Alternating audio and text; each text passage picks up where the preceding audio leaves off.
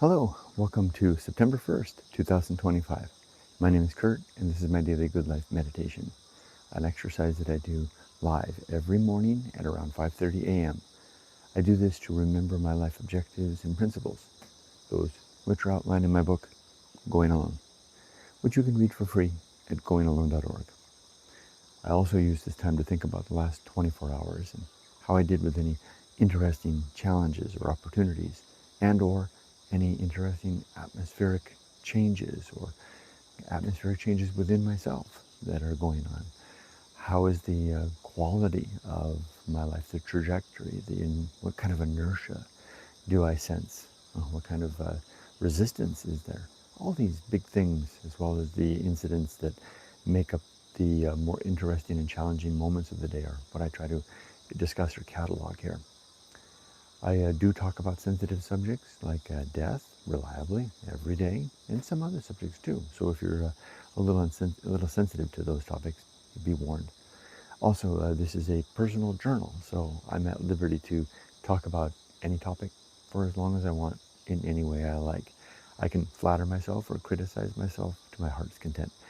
Dear Diary, this is an open book, and you're welcome to look over my shoulder and leave your comments and criticisms as you see fit.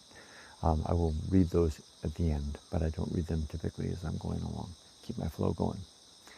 I do want to extend a huge thank you to my YouTube supporters, those who are my subscribers, especially the members on YouTube and the supporters over on Patreon.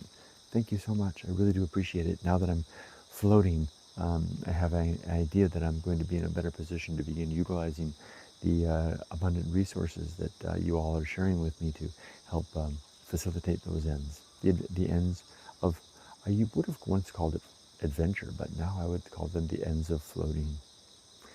All right, anything else? Nope, I covered all that.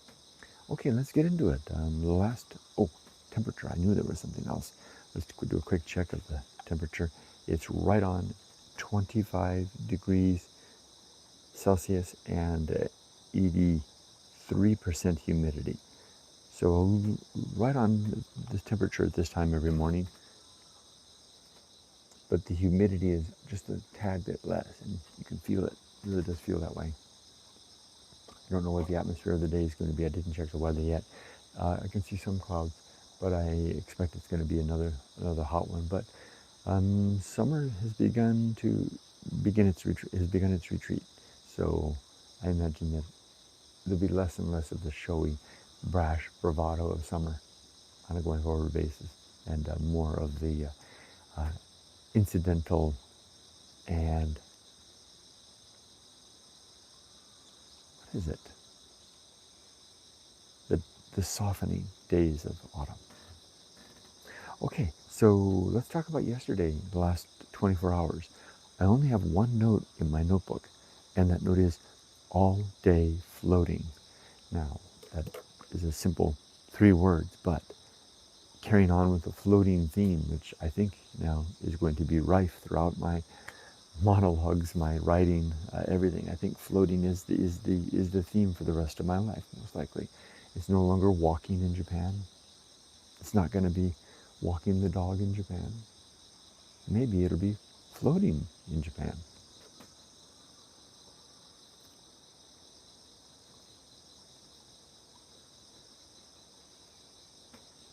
Kind of says it all, doesn't it? Floating. So, quick synopsis and catch up. I'm retired. I've been retired for 8 months now, struggling with it for the first 6 or 7, 8 months of it, most of it. The first part was easy, and now I found myself in a position where I'm floating, relieved fully of my work responsibilities, relieved even of my worries. Now, here's some interesting thing that's come up. I have very little wants and needs. I spend very little money. I have, in addition to beginning to float, maybe it's due to floating, but I'm not worrying about money. I just buy what I want to buy. Now, because I spend so little, that's not a lot, and it's always well within my budget and my means. So that's one less thing to worry about, right? If I want a cup of coffee, I buy a cup of coffee. If I want to take my wife out for lunch and have it on me rather than her, or rather it's on you, then I do that and I don't worry about it so much. Thank you very much for that, by the way. And I always tell her that. I say when I take her out, I says, this lunch, my dear, is due to the largesse of my supporters on YouTube and Patreon. Thank you very much. I just don't worry about it so much. Floating is beginning to become a way of thinking as well as a way of existing and doing. But anyway, the note says, all day floating. I didn't have a plan for yesterday. I knew that something was happening in the morning, but I couldn't remember what it was. Sure enough, Yumiko and her sister Yoko, my wife is Yumiko if you don't know, had plans for us to go to a farm up the valley here. This is called the Valley of Tea, Yaran. About a half a kilometer up the valley, there's a lovely little farm, and they have a grape orchard somewhere. And they were selling their grapes. It was an event, a community event. So we went up there and got in line and queued up and got our grapes. After that, the day was free. So I floated my way in amidst the ladies and I said, hey ladies, why don't you join me on an adventure in the mountains together? Let's go. What are we going to do?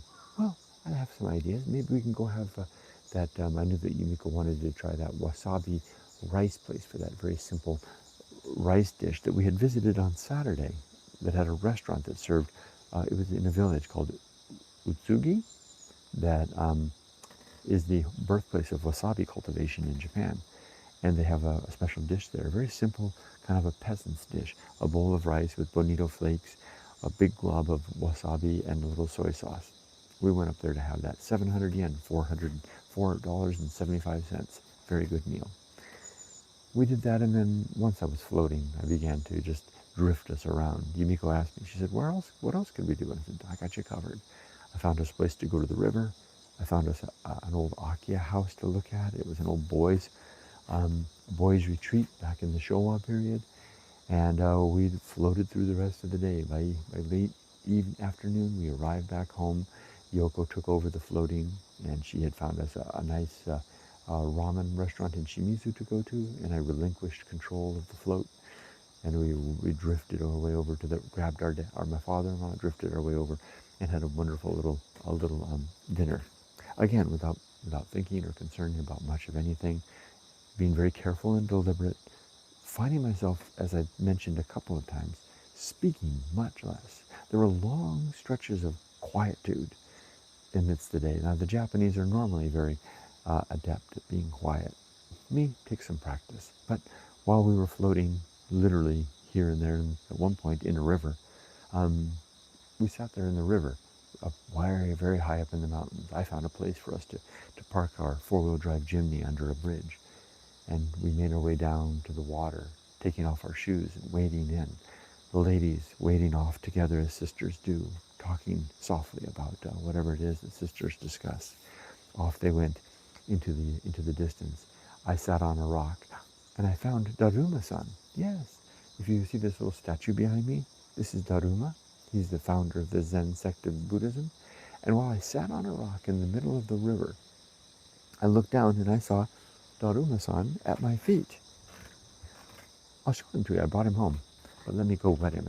I learned all good stone enthusiasts will wet their rocks before putting them on display. Now, do you see how this Daruma character has a very characteristic look? It looks like he's cloaked in this cloak down here, and he's got this characteristic scowl and a bare head.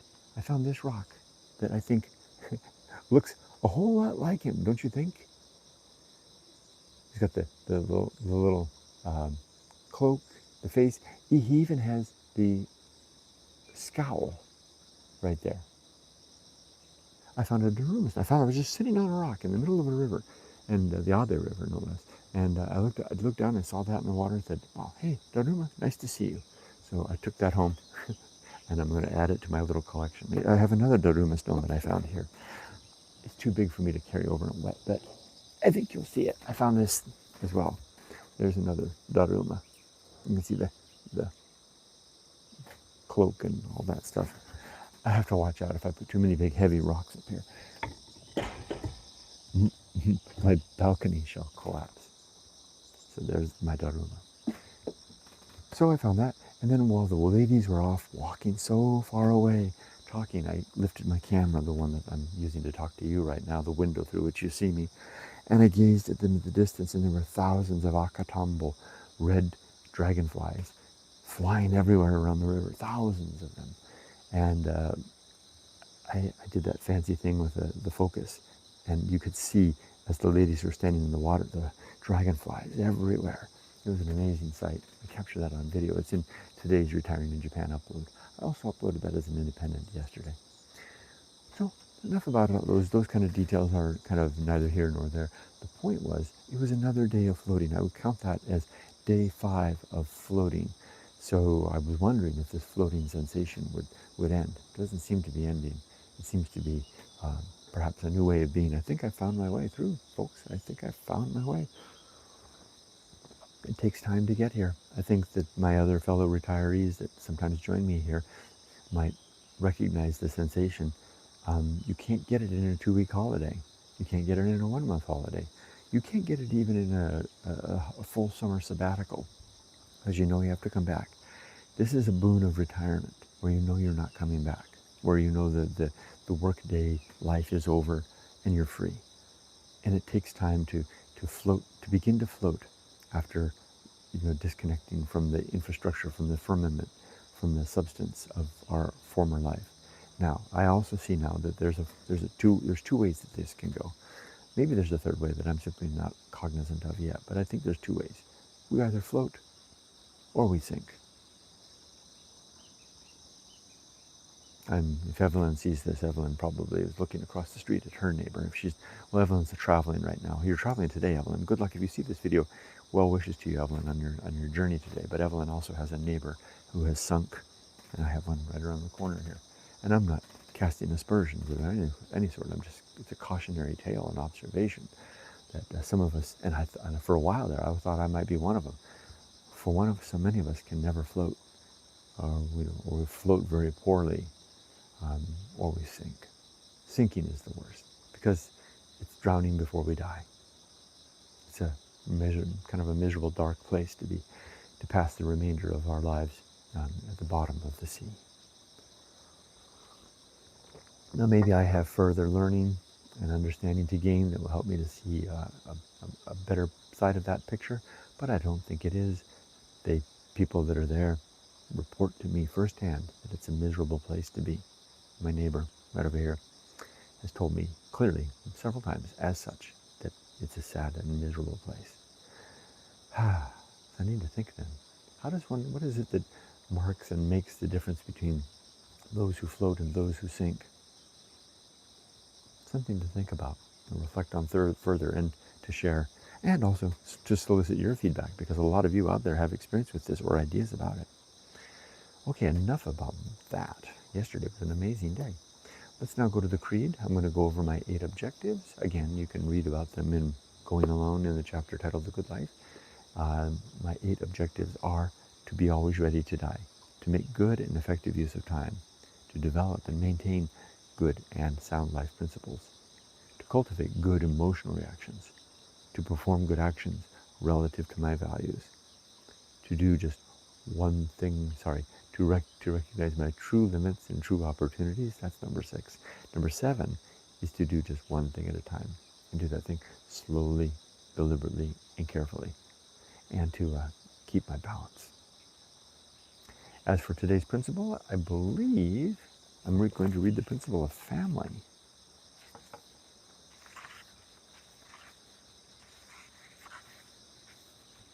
Principle number 12 on page 258 of the hardbound edition of Going Alone. The principle of family, sub-principle catalyst. The catalyst part is that family is a catalyst for the best ends. I mean, if you want to do worthwhile societal ends, you want to be a really good worker bee in society, get a family. A family will rally, ground you. You can't float very well when you're with a family. You can have a very good life. You can have a very rich life, and for me, it's the only way to go. I mean, the single life, I probably could eked something good out of it, but I think I was too weak. I think the single life might have destroyed me if I had gone that route. Pretty sure I would be dead by now if I hadn't married my wife. Through my own folly, or even through my own hands, perhaps. I was a desperate person when I was young. The 20s were a scary time.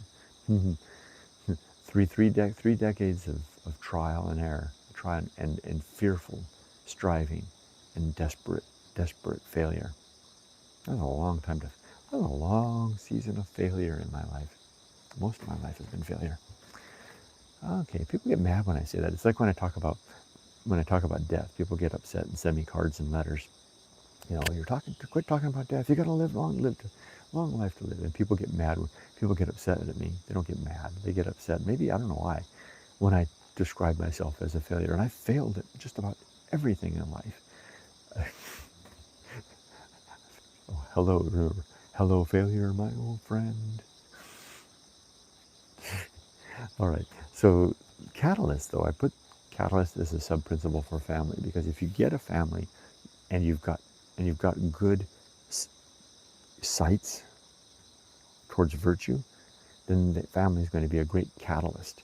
For example, when I failed in my business the first time, the antique business here, I had a family to support. They were my catalyst to cause me the very next weekend to ride a bicycle all around town here in Shizuoka on a rainy weekend on a rainy Saturday with my resume going into every eikawa that was open and asking for a job.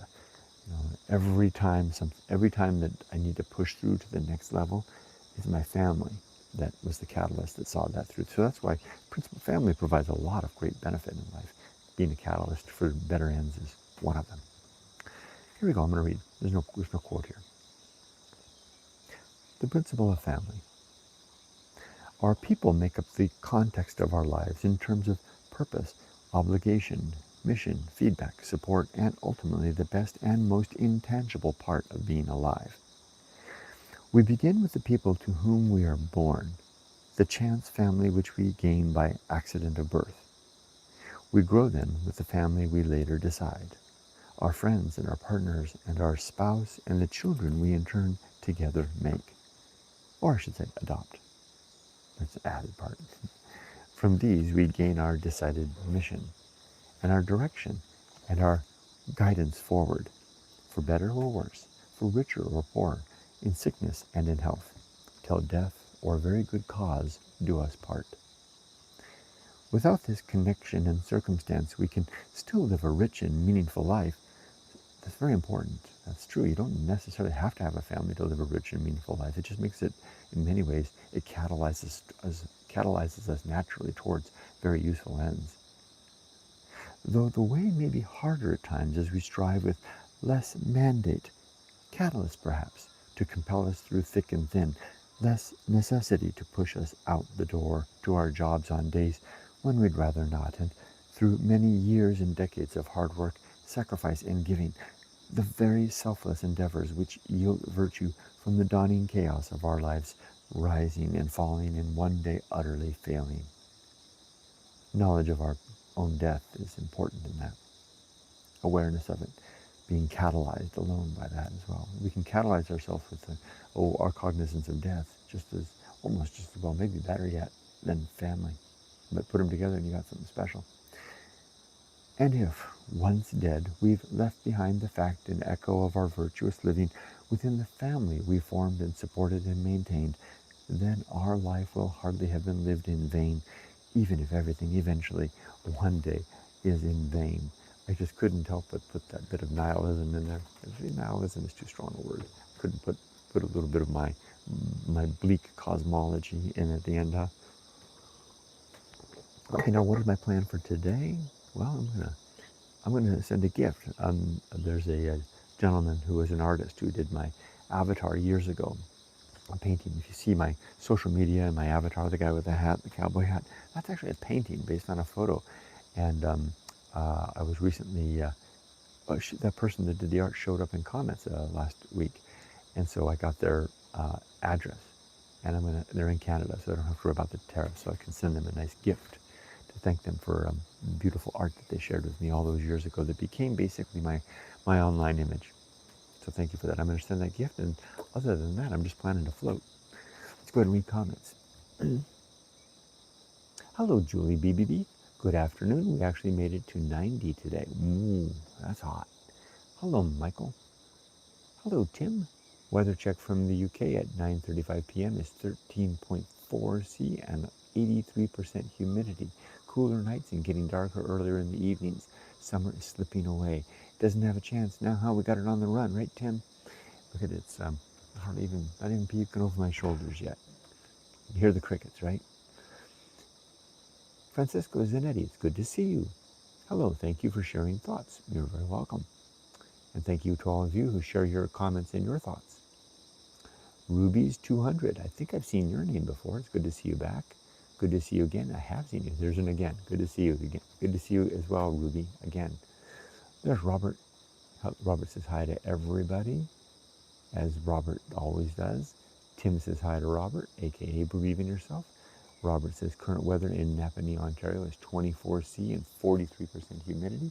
So you're just a little cooler than me. I'm up to 26 now, Robert, and 43 humidity. Very nice. Air quality of 19. Very nice. Sounds like it's the air quality is good today. Ruby 200 says hello to Robert. Francisco Zanetti says nice stones. Thank you very much. That's what she said. Ruby's 200. Can't believe I said that. Ruby's 200. I wonder if someone started a daruma on those stones centuries before. Well, I think that someone would be the river, right? The Ave River that winds those stones down. They were formed and shaped and sculpted, so to speak, by nature. Julie BBB, aren't dragonflies a good omen in Japan? I don't know. That's a good question. I should ask my wife. I don't know. Good question. Julie BBB adds, I think the third way is to jump from one enthusiasm to another, trying to become young again. Ah, that's an interesting way to do it. So you can float, you can sink, or wouldn't that be what I was kind of doing, Julie, for the last several months, right? Trying out different things, kind of, trying out what I was before. Now I've recently become interested in the story of David Lee Roth, the singer of Van Halen, who seems to have come across a rather difficult situation because he's gone his solo career, and he's 9 years older than me, so that would put him at or something, like 71 or something like that. And he seems to be continuing his career, but it's like doing what he was doing when he was like in his 20s, and it seems like, just like you said, jumping from one thing to another, like our past. And I'm gonna leave David Lee Roth alone. It came to mind when you added that, Julie. Let me turn to myself, because I don't like talking negative about anybody else. It seems to me like I was doing that, Julie. You're right. And you could spend the rest of your life doing that, and it can look like fun, and it can be a lot of fun, perhaps, right?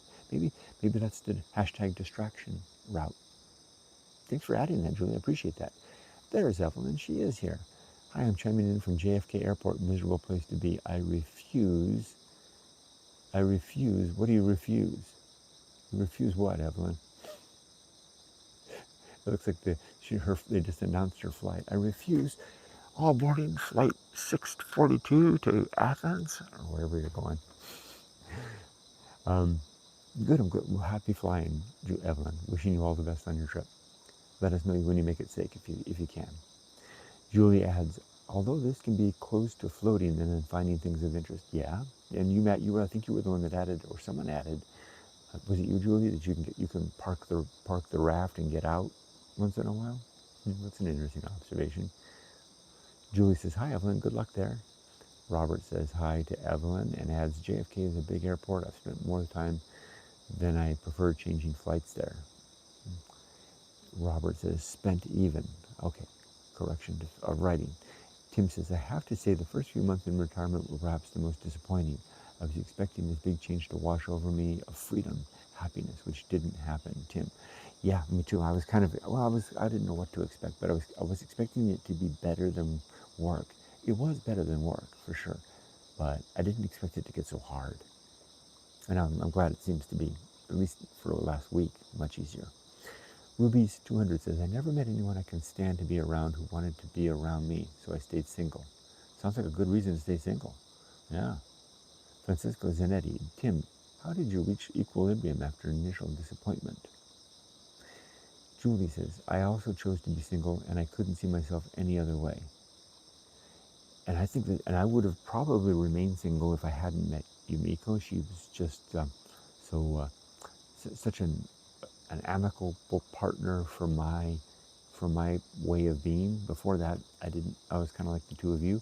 I didn't really find anybody I think that would want to be anybody that I'd be around anybody that would want to be around me, like you said, right? And I think Yumiko kind of just tolerates me. We kind of so I'm not saying by reading the Principle of Family that is the right route to go. I'm simply saying that there's a lot of it's kind of like it's like there's a lot of benefit that comes of that, especially for those that might not have this initiative and inertia to strive after the hard stuff in life on their own. Family gives you, demands of you, a requirement to do so. There's a lot that comes of it. I mean, I think everybody can agree with that, right? But I'm certainly not saying that it's the only route by any means. I mean, the single life is just fine. I couldn't handle, anyway, Ruby's 200 says, I likely couldn't handle having a family. It's definitely hard having a family, but there is a lot. It tames, at least for me, I'm not going to speak for anybody else. Having a family tamed my selfishness. Again, I'm just talking about me.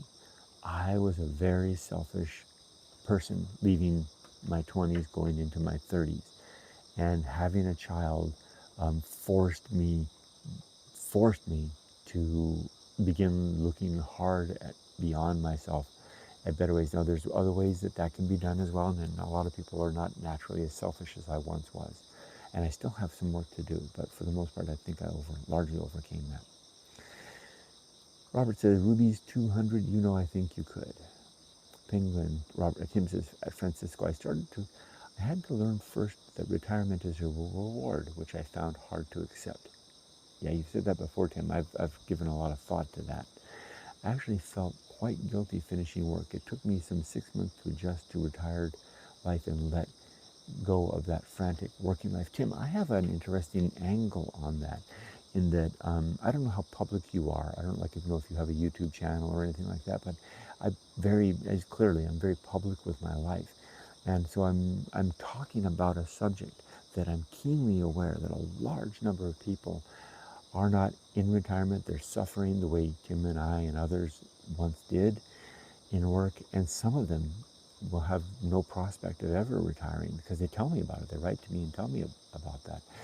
And talk about it. I don't feel kind of like guilt about my coworkers who I left behind, because the way that maybe, I don't know, maybe guilt isn't the right word for it. Maybe guilt isn't what you felt. Well, maybe it is. You actually felt, you said guilt. You said, I actually felt guilty finishing work. I didn't feel guilty finishing work, but I did, and I still do feel guilty. I feel sorry.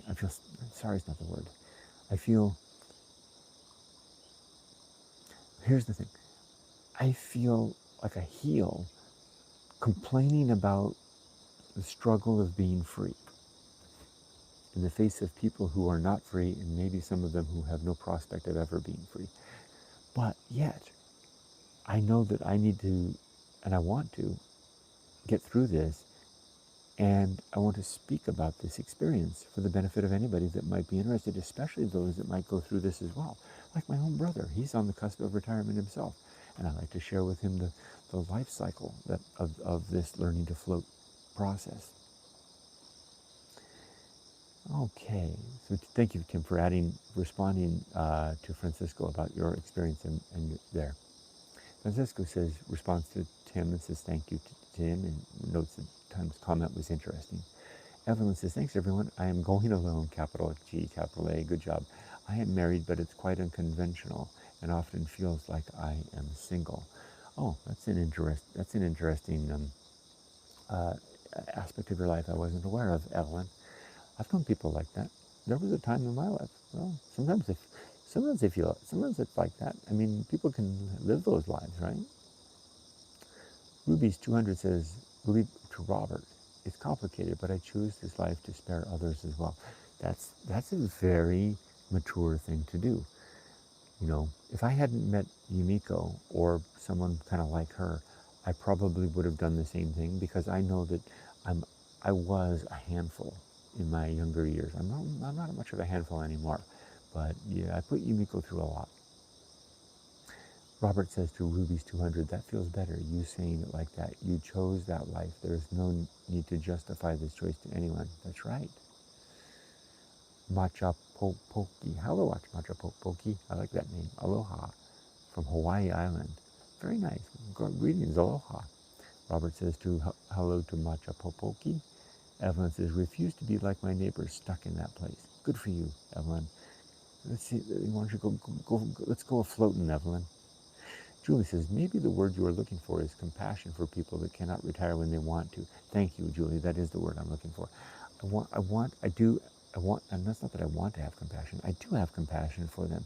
And it feels really strange to be talking about retirement as a challenge when I know that there's people in my, can I use the word audience, in my the viewing world, who are sitting there going, you know, yeah, nice problem to have, Kurt.